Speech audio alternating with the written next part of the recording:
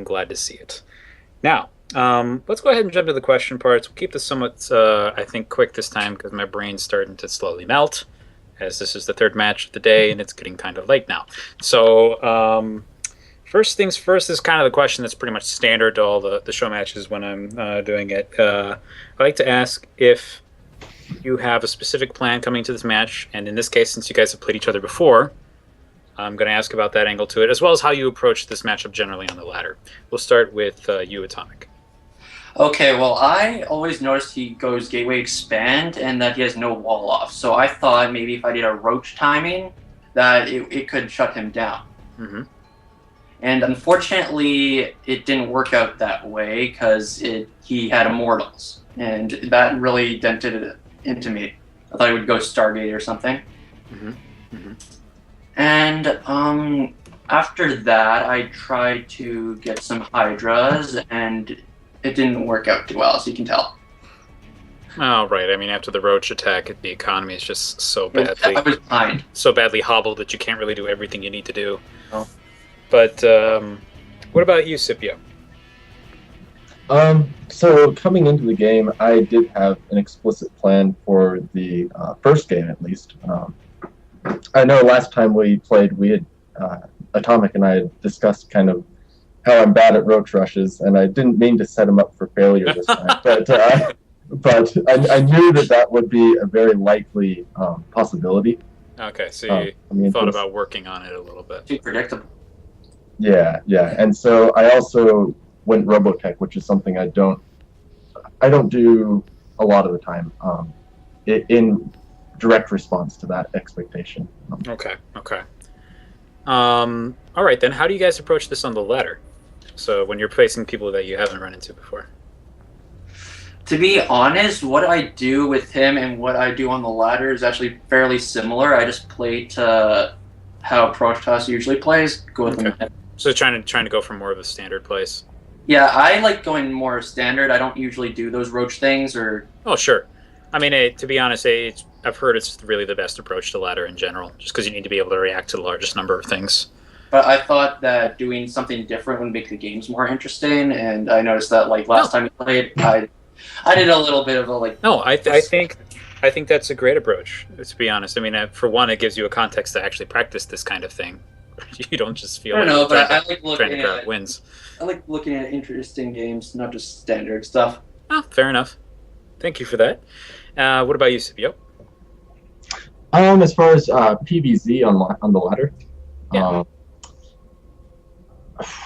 It's hard to say. One thing I will note is just kind of my playstyle in PVZ is I don't ever actually wall off. I don't like doing the cannon expand, forge expand sort of thing. I've just had really bad luck with that in the past. I feel like, for me at least, it just kind of puts me behind to a point where I might be safer right off the bat, but then I get delayed tech and all that sort of thing that lets Zerg get extra bases and extra mineral income before I can actually respond to anything of theirs. I was actually wanting to ask about that because I don't really get to see that style played as much, and I wouldn't necessarily say it's not used. Of course it is. I just mean it typically.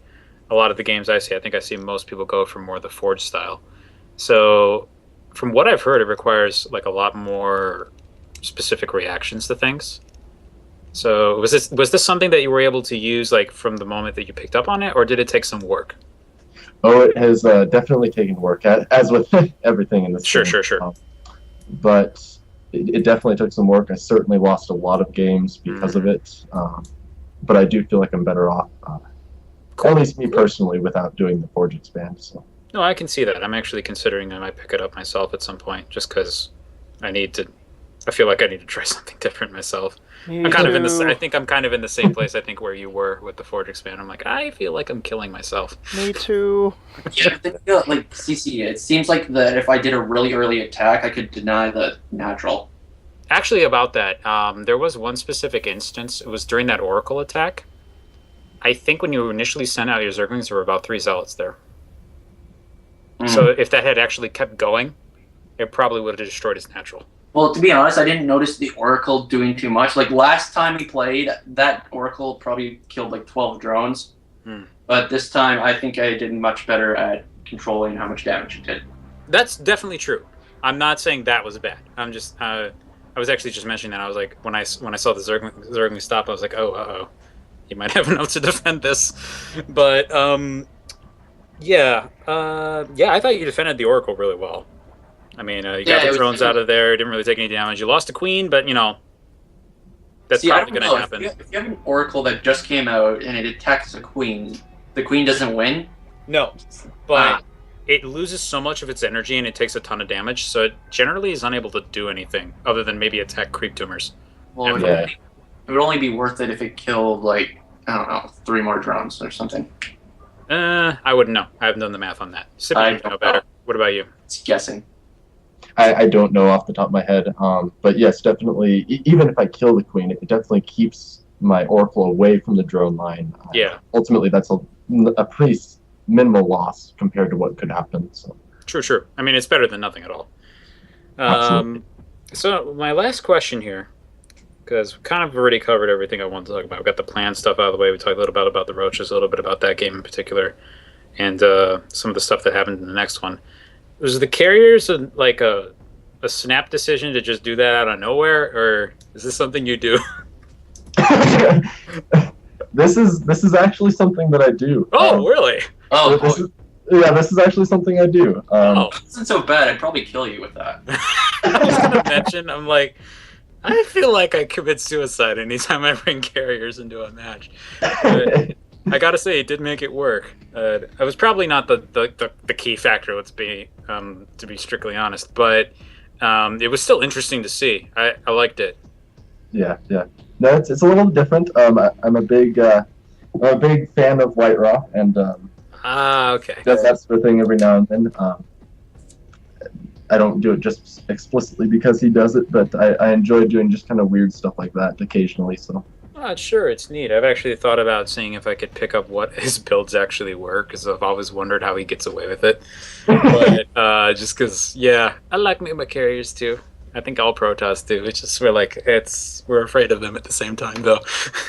Absolutely, yeah. I saw the double Stargate, but I'm like, I haven't done queens and hydras before, so I thought I'd add in a few queens. But he actually went up to triple Stargate. Oh boy, I didn't see that. I did notice because he had 2 Stargates in production, and I saw a Void Ray going out. So. Oh yeah, fair enough.